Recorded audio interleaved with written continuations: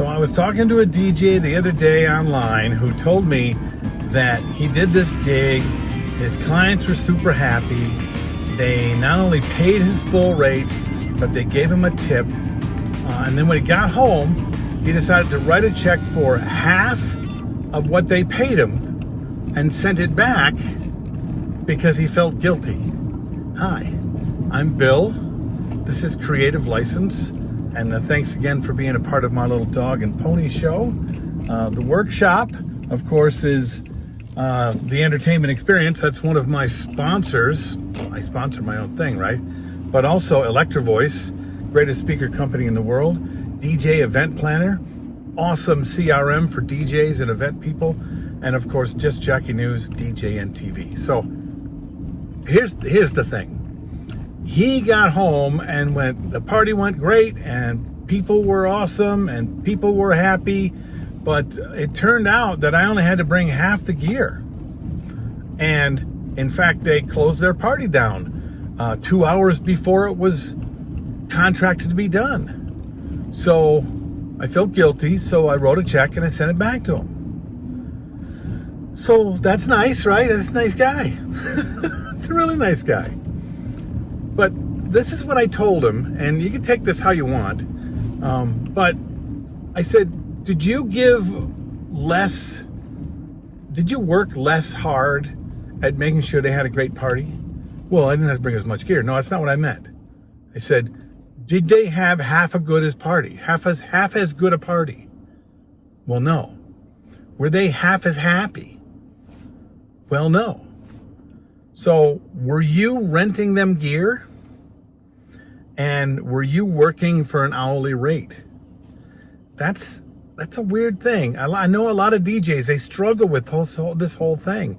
And a lot of people who are not charging enough money to make a living also deal with this. Because they think, hey man, it's not that hard. I really love my job.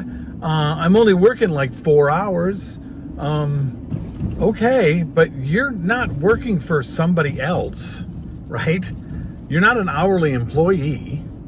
You're an independent contractor, and all of your expenses are wrapped into what you're doing as well. And if you're just doing the math, trust me, this guy lost money doing his event. He lost money financially and as a business person. But the thing I really want to be sure you get, and I wanted to be sure he got before I was done with him, was the customer didn't call him to rent his gear and to get him to DJ for a certain amount of time. They called because he was going to create an amazing party for them in the time that they wanted, with the amount of equipment that they wanted. Trust me, I'm one of the higher paid people in the country. And if I can come to an event with a radio and a microphone and do a great party, then I'm not charging less because I'm charging for the great party. If I can do it with no gear and they have a great party, that's what they're getting charged for, a great party. If I am in the business of renting equipment, then why do I have to be there? Why does it matter that it's me that brings the gear? And I guess that's what I want you to take on. Are they hiring you to put together a great party? Or are they hiring your stuff? And are they paying you hourly? Think about that. How do you want to do your business? I know people differ on this. I think the guys that do it with hourly and rental make less money. But I might be wrong. I don't think I am though. This is Bill, Creative License, and I'll see you next week.